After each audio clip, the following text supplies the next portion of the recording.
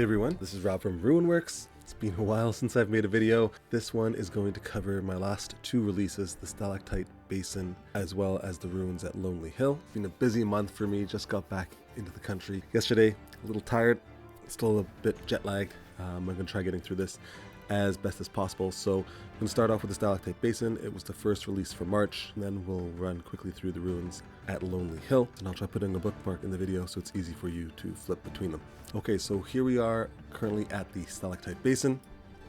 It is a 4-level scene, so this is our top level, mid-level, water level, and then underwater level.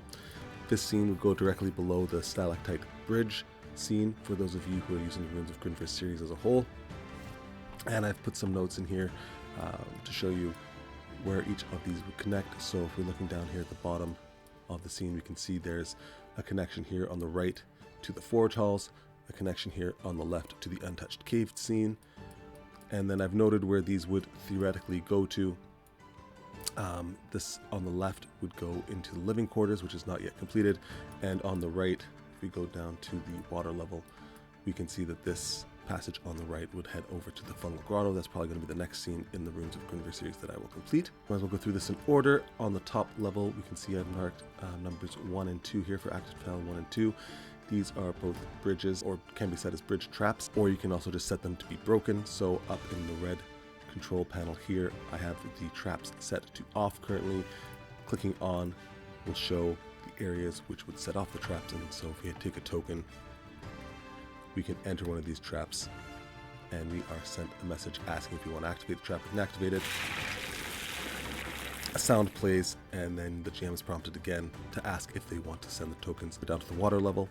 So if the token makes their saves, you'll probably hit no, and then they stay up here. But since these are set up the same, I'll send them down on the second trap. If you enter this location, same process, send a message.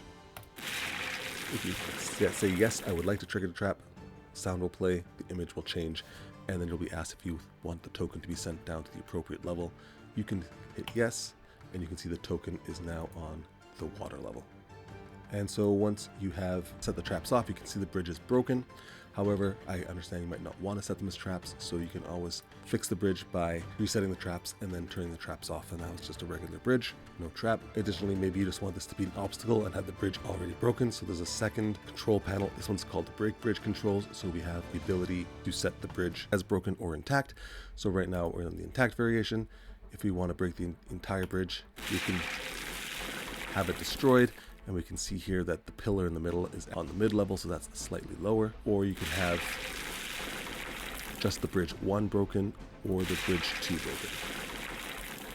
And like this, you can just set the bridge to be an obstacle. I know I've put a lot of bridge traps. I understand if you don't want to use them again, but I thought it'd be useful just to have the option to have a broken bridge instead. This walkway extends over the water, becomes a set of stairs, which is also an archway down to another platform. You can see this interaction point here for players to go up and down the stairs in the middle. Of note on this level as well, if we go to the left where we have a connection to the living quarters, we can decide to remove the rubble here or not.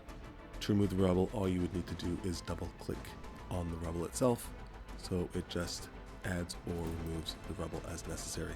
I'll just put this here in case you don't want to have a connection leading out. It's an easy way to say, oh, the passage here is just collapsed and you can't go forward. So it just kind of limits where the players can go in this level. If we go into our mid-level, so this level is mostly just this platform area here. On the right of the mid-level, we have this little control panel for pipe controls with 2 options on and off. Currently it is off, so the pipes are not showing. If you hit on, it will add this piping to the scene. This pipe would have taken wastewater from the living quarters of RuinWorks down and into the fungal grotto. This controls in the right margins. There's also pipe controls in the green control panel. 2 options on and off. Currently set to off, so the pipes are missing. Clicking it to on will then show this pipe network kind of continuing through here. This would have taken wastewater from the living quarters of RuinWorks and dumped it into the fungal grotto area. Note that this control is also on the water level, and on the water level it is set as an overhead tile, so players can kind of walk underneath these pipes a little bit on this elevation. So I guess we'll come down here to the water level now. I'd imagine water will have seeped in through this untouched cave portion in the bottom left and kind of gathered here, and it's kind of like dark, dank water, just kind of stagnant and stale. And it's not really flowing anywhere anymore, but it is still there. whereas previously when the aqueduct was working, this would be fresh water and would have been pushing through at a fairly significant pace. The only option on this level is again the rubble that would lead into living quarters, so I have the option here to add and remove rubble if you want to block off this passageway. It's just double clicking on it, and I just have a little note there to help remind you what to do. In the left on this floor, you can also see there is a sunken boat option. In the middle of the water, there is a sunken boat here, and using this control panel, you can turn it on and off. You can just barely see it moving here, but that'll be more easily seen on the layer below. So let's go there now, down to the underwater layer. Here you can see the boat. I imagine this would just be a supply boat that was bringing, food goods back from the Fungal Grotto. And I thought it might make a good location for some sort of underwater creature like a squid. When I first imagined this scene, I was imagining tentacles coming out of the water and attacking the PCs, kind of like in the Lord of the Rings when they're entering Moria. And then that kind of led me to this idea of having a sunken boat as well, where this creature lair, maybe something can hide in here. Might not be big enough for that, but maybe there's some sunken treasure or something else in there. Anyways, if you don't want it, we have the option to remove or add that sunken boat. Additionally, I'll just note here, if I bring my token down, hopefully you can hear that bit of sound. I have added some sound beacons here just to give the effect of being underwater, so it's kind of a bit of bubbles playing.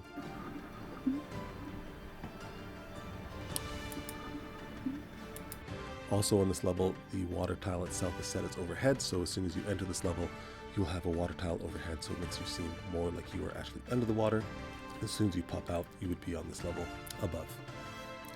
Also on this level, I've added in some dripping water sounds in the untouched cave portion, as well as on the mid-level. Okay, let's head over to the Wilds and Ruins module, where I have put in the ruins at Lonely Hill. So this scene depicts a set of ruins built on a rocky outcrop, and there's 4 levels to it, and a few add-ons to make the scene a bit more interesting. So I'll start from the bottom and go ground up. So as you can see, this level is kind of mostly positioned beneath the hill, where there is a dungeon level. We can see a bit of a secret entrance here on the bottom right, which would lead into the underground dungeon area through this secret door right here. To use the secret door, we just use the door icon as usual, and the sound is set and the door will change image as you open it. Another option for this level is this statue here in the right of the scene. It guards this hidden stairway. This is just in case you want to continue your adventure into another scene. It's here in case you want to have another dungeon area below this, and to get to it we can simply open the secret door behind the statue, or we can also include moving the statue out of the way. So here we have these little arrows, so if we want to move the statue, we can just double click on one of them and the statue will move out of the way. Double clicking on the other one will move the statue back into place, and then these 2 arrows just underneath will also open the secret door as the statue is removed. So as the statue moves out of place, you can see the door opened, and if you move the statue back into place, the door closes. And then last option here for the statue is this transform button. So currently the statue is taking the form of a knight. If you want to have a slightly different statue, you can also select the lion option. And again, you can just double click on the transform button here. And we just have a few extra rooms that have been placed around the map. There's an old well with mold and other vegetation growing out of it. We have our interaction points. These can be double clicked by tokens to allow them to climb the stairs or descend the stairs. So we have one here, as well as one over here. And then we also, it's a bit more hidden, but there is a ladder in this corner. So tokens can double click on the interaction point here to climb up to the next floor. Outside, we have an interaction point to climb up the slopes in a bunch of locations. So that's our ground floor. I'll note, because I'm going to go over it when we go up to the mid-level, this little passageway here is kind of a hidden passageway. It is actually the chute trap from above. So when the trap on the floor above triggers, tokens will be sent down here, slide down it, and pushed out of the ruins to this location on the left side. And if you kind of zoom in and look closely here, you can see there is a pile of bones, as well as some spikes sticking out of the pile, indicating that this trap was once lined with, spears or something that would do more damage to people. Careful PCs who do notice this might be able to tell that creatures have been killed here and figure out that there is another way into the dungeon through this kind of brush that is hiding the chute exit. Okay, moving on to mid-level. There's a couple of things here. Again, the mid-level consists of this upper open area on the right. This is just a rocky hill that will lead up to the ruins level above. If we look down here beside active tile number 1, we can see that there is a hashed tile. For those of you who know my scenes, I'm sure you realize that this is a pit trap, and the hash tile indicates where the trap will trigger once a token enters. So if a token enters this hash tile, the trap will trigger.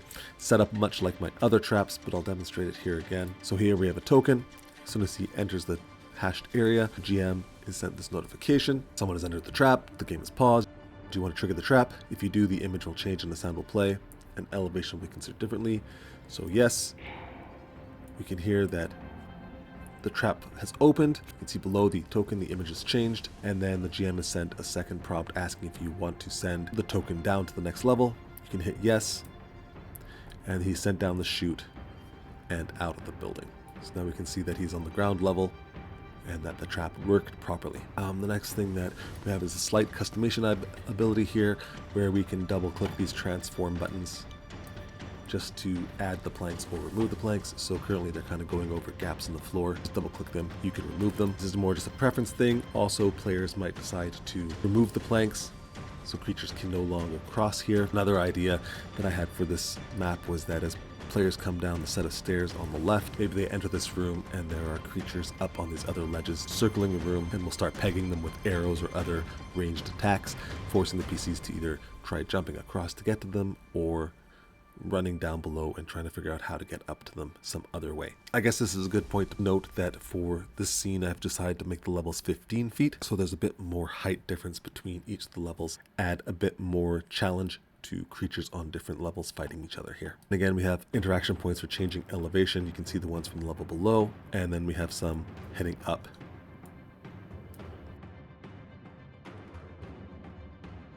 If we go up to the ruins level, this is the level with the most options. First, we have active tile 2. We can kind of see it here in the central room. It is another pit trap, or can be set as just a hole in the floor. The reason I wanted to have this originally, I had it as just a hole. And the hole was there just to indicate to PCs that there might be more to this ruin than just what's seen above, just as a clue to tell them that there is something underneath, because they might not realize there's the secret passage over here on the right, and they might not find the secret door that leads to the set of stairs down. So this hole here was just meant to be put there to lead the PCs to explore further. So right now, the trap at active tiles 2 is set to off. So here we are at active tile 2 control panel. If I hit the reset button, it's also the on button. You can see the floor is now solid and a hashed tile has appeared. So that means the pit trap here will function the same as my other ones, where a token enters, the GM is sent a prompt. If we turn it off, the hashed tile is gone, so anybody entering this tile will no longer, or this area will no longer set off the trap. But this is here so you can have a solid floor, and then there is no indication that there's anything below. And then if you want to have no trap but show the hole, there's that option as well, to allow players the knowledge that there could be something else down below. And it might be kind of cool for them to go down this way instead, then circle back up through the staircase and then realize there was a secret door here all along. So while I'm on that, I'll just note that there is this secret door here. Just clicking on the door opens it and reveals the stairways down. We note there's an active tile 3 here. This is for the central room. Right now we're set to the strange growth variation, but if we go to the right margin, we can change that. So you can see we're on strange growth right now. We also have the option to put a camp in here. So you can see the light has changed to a campfire. If you select the ruins option, this is just a different set of ruins, so it was probably once some sort of dining hall. Option 3 is the strange growth, and with this sort of strange light around it, I kind of feel like it's like a hallucinogenic sort of mirage-y feel. That was the idea behind this. And then lastly, we just have it empty. If you just want to have a regular ruin with nothing in it, that's what the empty version is for. And of course, regardless of which one you choose, the trap hole here can still be hidden. You just have to reset it, and then you can see the floor still functions with these other variations. Lastly, we have active tile 4 over here on the right. Currently it is set to hidden, but it is boulder trap, so what I've done is I've placed a boulder at the top of this set of stairs with the idea that if there were bandits or other monsters in the ruins, they may wish to use the boulder as sort of a trap to throw down, roll down on the PCs as they try to invade their lair. So if we reset it, we can see that the boulder is sitting there. What I've done is I've added the macro drop shadow to the boulder tile just to make it seem like it's a bit more moving.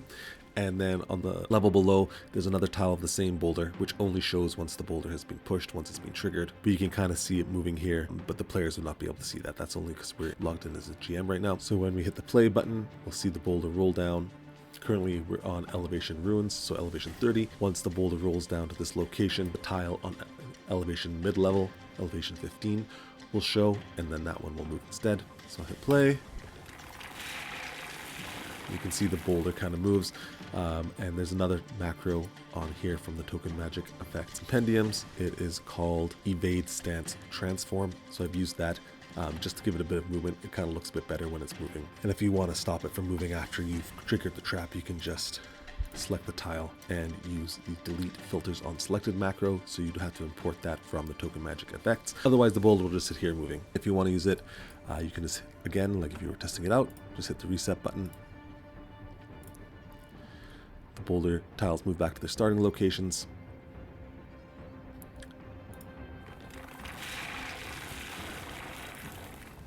And you can play it again. Of course, I had removed these filters from the tile. It should come preset, but in case you do remove the filters from them for whatever reason, again, I use the drop shadow filter and the evade stance filter on the second bottom one, and only the drop shadow filter on the tile the level above. Okay, so those are kind of all the add-ons to the scene, all the active tiles, all the changes you can make. I'll just note that there is also a ruins upper level. This is kind of the second floor of the old building, so just a little area up here that can be used for either bandits or monsters or PCs to climb up and either fire arrows down or jump down on people or sneak in. So just a bit more variation in the terrain. So yeah, hope you like that one.